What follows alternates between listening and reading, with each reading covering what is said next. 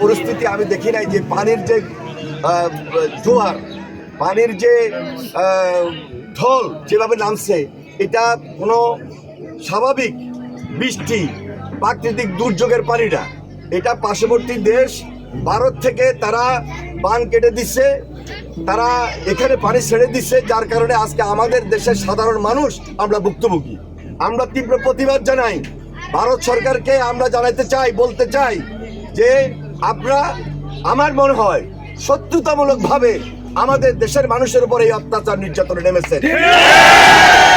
আমাদের দেশের মানুষ আজকে ঐক্যবদ্ধ, আমরা ঐক্যবদ্ধ হয়েছি দেশ গড়ার জন্য, কিন্তু এর মধ্য দিয়ে আমাদের উপর এই ধরনের অত্যাচার নির্যাতন আমরা মেনে নেব না। আমরা সাধারণ মানুষকে ঐক্যবদ্ধ রাখবো, আরেকদিকে সাধারণ মানুষের পাশে প্রাণ সহায়তা নিয়ে যাচ্ছি। মানুষকে বাঁচিয়ে রাখতে হবে, মানুষ বাঁচবে দেশ বাঁচবে, এটা আমাদের স্লোগান, খালেদা জিয়ার স্লোগান।